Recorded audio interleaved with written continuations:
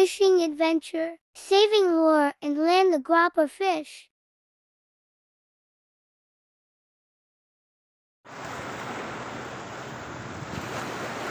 Ayun mga ka-explorer, hindi tayo uuwing luhaan kasi kaya sumabit ang aking pamingwit. Meron siyang lapu-lapu for sure kasi maganda yung hatak niya. Sigurado ko mga 1 kilo din siguro ito. Ngayon sinabit niya sa bato, kaya kailangan ko na naman na sisirin ito. Dali lang.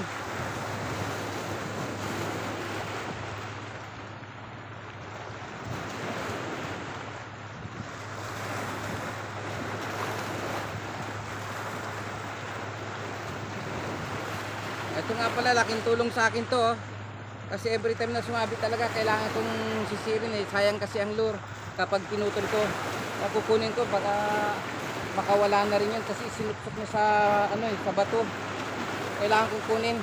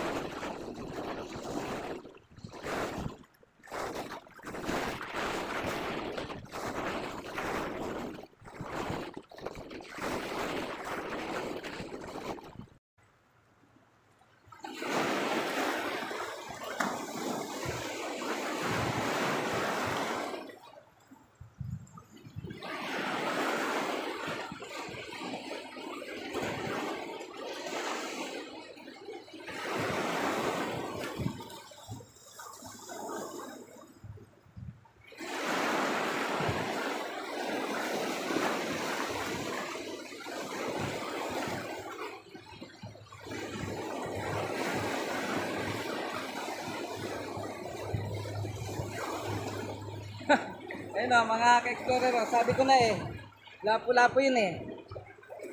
Ganyang hilahan ay siguradong lapu-lapu yun eh. Kaya yun o, kaysa na naman akong lapu-lapu. Oh, sumabit pa ang aking kamay. Ayun o,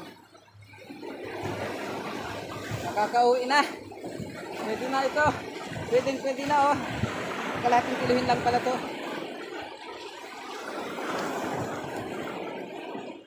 Yan o. Yan o. Kachamba na naman. Malakas talaga ang tsamba. Uuwi na tayo. Meron na tayong huli. Pwede na. Kakauwi na. Ito nga pala ang ginawa ko, oh.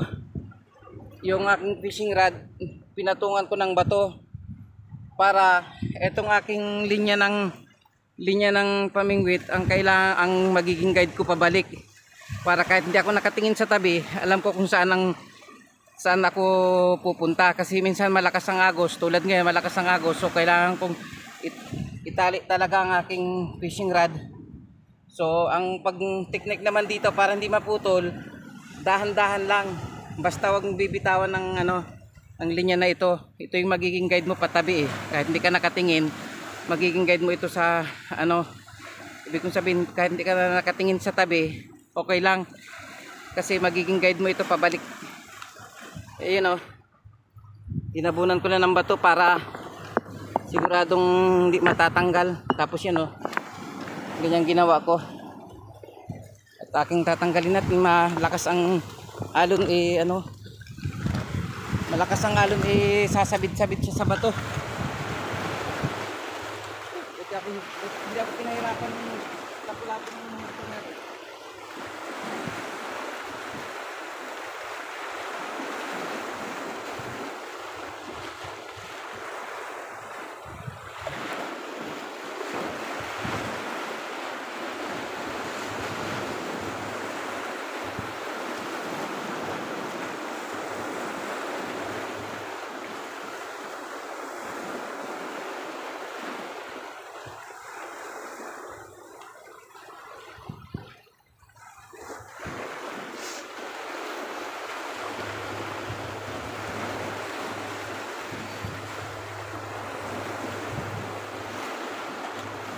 Ayun oh.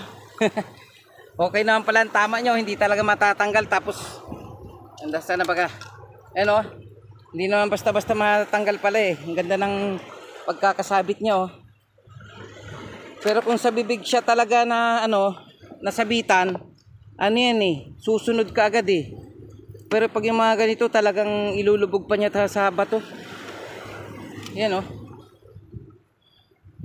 Hindi naman tayo na zero. Hindi tayo uuwi ng luhaan oh. Meron tayong lapu-lapu na naman. Nakalahating kilo na siguro ito.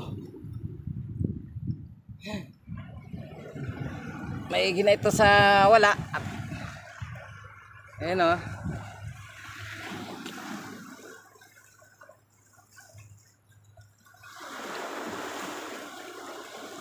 Isa na ating.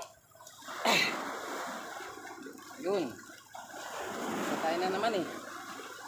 Magang marami talagang ano dito. Lapu-lapu. Bugad talaga ng lapu-lapu dito. Na kailang, yun, tanggal no. Buti na lang, dito natanggal sa ano, sa laot. Yan, may pang ulam na, may pang sweet and sour na. Kain ko itong sweet and sour naman. Yun. Uwian na ka. Uwian na ako. Ayan o, taas na yung araw. 8 o'clock pasado na eh. Kita nyo, maganda ng tubig eh. Ayan o, meron pa nung pag ano ko doon, pagsisid ko kanina doon, meron pa akong barakudang nakita, mga gabaraso na. Malaki na rin yun. Kaya lang, hindi siya sumisibad sa ano, sa lure na ganere siguro, hindi niya hinahabol. Pero pag sa ano, sa jig na yung makintab sumisibad siya. Tapos, yan o, ang laki. Sige, prepare lang ako, uwi na talaga ako, tanghali na.